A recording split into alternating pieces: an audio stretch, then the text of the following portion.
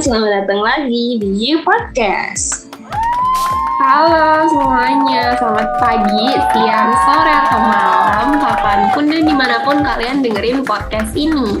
Iya, udah lama banget ya lah kita nggak podcast, udah 2 bulan nggak sih? Iya nih, pokoknya udah lama banget lah, udah kangen banget sama teman-teman pendengar setiap podcast. Iya, gimana nih lah kabarnya? Liburan ngapain aja? Aku baik, alhamdulillah, libur kuliah, tapi rasanya nggak kayak liburan ya Mel, tiap hari ada aja yang dikerjain. Kamu gimana? Alhamdulillah baik juga, ya biasa lah. Kerjainnya ya ngeproker dan lain-lain. BTW lah, kita udah kedatangan sama mahasiswa baru loh. Kita udah jadi kakak tingkat nih. Aduh, nggak kerasa ya Mel, bener-bener cepet banget gitu. Tiba-tiba udah jadi cutting aja nih. Perasaan baru masuk. Iya, kita nggak tahu apa-apa nih baru masuk, tapi udah punya adik tingkat. Mungkin kita ucapin selamat datang dulu kali ya buat teman-teman K3 angkatan 2021. Selamat datang dan senang banget dapat keluarga baru. Betul. Selamat datang ya adik-adik. Salam kenal, aku Amel. Salam kenal juga teman-teman, nama aku Lala. Iya. Boleh kali ya Nila, mumpung mereka ini baru masuk, mereka mungkin masih belum tahu tuh K3 tuh ada apa aja atau ngapain aja gitu. Boleh kali kamu cerita dikit, kamu kenapa milih jurusan K3? Oke.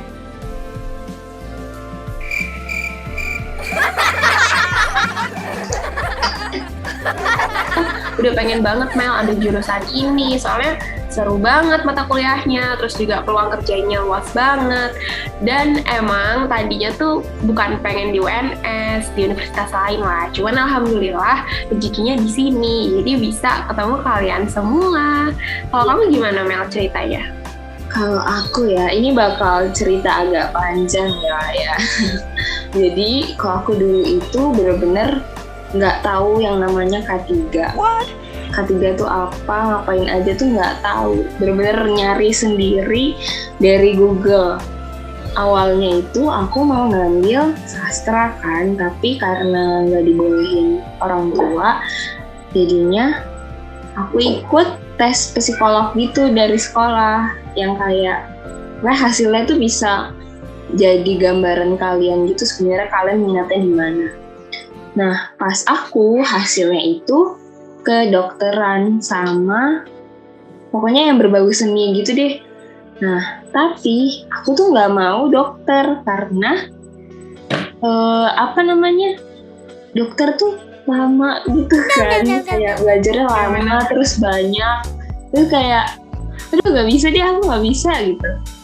Terus akhirnya mencarilah aku dengan di Google tuh sumpah aku nyarinya tuh jurusan yang ada pertolongan pertama, karena aku emang dari dulu tuh suka banget sama pertolongan pertama kan, pokoknya yang mengobati gitu-gitu deh.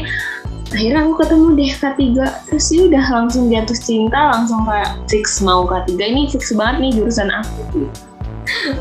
Ih, keren banget sih.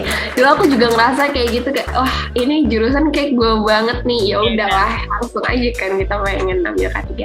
Ini kurang lebih sama lah ya kita. Dan kamu sadar nggak sih Mbak, selama setahun jadi mahasiswa K3, kita tuh secara nggak sadar kayak lebih aware sama keselamatan dan juga suka ngamatin faktor-faktor bahaya gitu di sekitar kita. Kayak sesimpel nyolokin kabel aja jadi hati-hati banget kan, atau kayak posisi duduk gitu harus yang ergonomis gitu.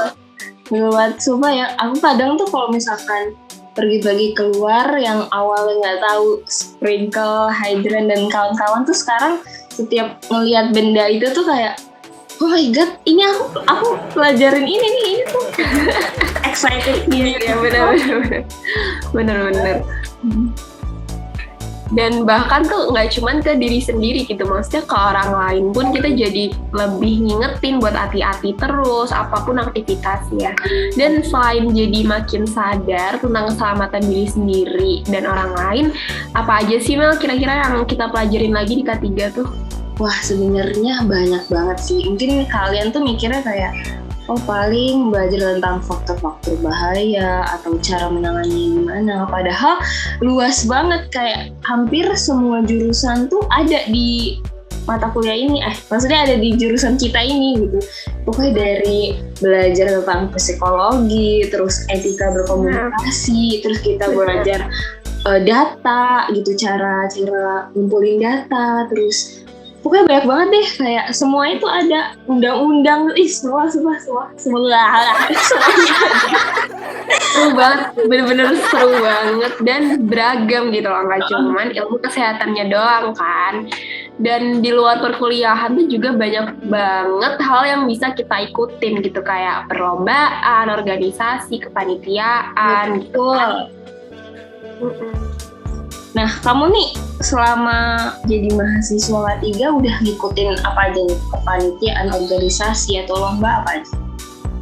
Oke, kalau di luar perkuliahan tuh aku ikut beberapa organisasi di tingkat universitas iya, di tingkat fakultas iya, di tingkat jurusan kita juga aku ikut gitu. Karena dari situ aku jadi bisa kenal nih teman-teman di K3 maupun di luar K3, bahkan cutting juga jadi kenal kan. Kalau kamu gimana, Mel? Kalau aku sih baru Kima aja ya, baru dari Kima, himpunan di jurusan kita. Mungkin tahun ini atau tahun depan aku mau nyoba-nyoba sih keluar. Karena sayang banget gak sih kalau misalnya nggak ikutin gitu, padahal kan dapat banyak pengalaman, ilmu, teman baru gitu. Benar banget sih. Dan emang harus banyak nyari kegiatan gitu di luar kampus. Selain organisasi kan jurusan kita tuh juga hampir setiap minggu tuh selalu ada prestasi baru nggak sih, Mel? Baik tingkat nasional maupun internasional. Iya bener banget, apalagi kayak mereka tuh kadang diam-diam gitu, tiba-tiba udah ada pengumuman menangnya aja, terus kayak wah ya, keren banget gitu. Kayak ini kalian mungkin bisa aja nanti ikut Mawapres atau mahasiswa berprestasi kayak Mbak Rizka. Itu aku bener-bener kayak wow gitu, Mbak Rizka tuh udah kemana-mana gitu gara-gara Mbak dia, itu keren banget sih. Bener banget sih, Mbak Rizka dari K3 2017 ya. Dan gak cuman Mbak Rizka doang gitu, masih banyak banget mahasiswa-mahasiswa dan alumni yang berprestasi gitu dari jurusan K3. Iya, kalian tuh harus ini sih, kayak udah latih aja skill kalian, gak usah malu gitu. Udah kuliah tuh harus berani, harus keluar dari zona nyaman. Kalau nggak sekarang kapan lagi? Ya, bener banget. Dan nanti kalau misalnya udah lulus nih, udah keluar dari prodi D4 K3 tuh banyak banget prospek kerja yang bisa kita ambil gitu. Beberapa contohnya itu yang pertama bisa jadi koordinator kesehatan dan keselamatan kerja gitu. Jadi bertanggung jawab untuk bikin regulasi di sebuah perusahaan. Terus juga yang kedua ada environmental specialist atau pakar lingkungan. Nah, tugasnya itu untuk memantau nih kira-kira dampak dari suatu perusahaan terhadap lingkungan itu kayak gimana.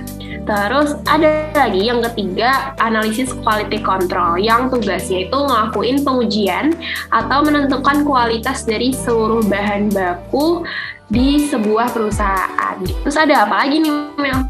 Nah, terus ada lagi Health and Safety Engineers. Itu bisa ditekuni oleh jurusan kita. Nah, mereka tuh ngapain aja sih? Mereka itu mengembangkan prosedur dan sistem yang didesain untuk mencegah terjadinya kecelakaan kerja. Terus ada lagi pengawas konstruksi bangunan. Ini nih, kayak ini tuh sebenarnya pekerjaan yang wow gitu loh menurut. Karena dari sini tuh kita kalau misalkan belajar tentang konstruksi bangunan tuh itu sangat menyenangkan gitu, dan masih banyak banget lagi gitu. Sebenarnya kalau jurusan kita tuh semuanya dibutuhin gitu, mau dari perhotelan lah, chef, apapun itu pasti ada ahli K3-nya gitu. Jadi kalian nggak perlu takut kalau misalkan nanti kerja mau jadi apa, karena semuanya tuh perlu, kita tuh dibutuhkan gitu. Jadi nggak usah takut lah. Nah, mungkin kalian juga bertanya-tanya gitu, ngapain aja sih kerjanya? Nah, kalau misalkan ahli K3, nih aku kasih tahu lah ya beberapa dikit. Jadi yang pertama itu ada menerapkan ketentuan peraturan perundang-undangan dan yang terkait dengan K3. Yang tadi kayak aku bilang kita juga belajar undang-undang.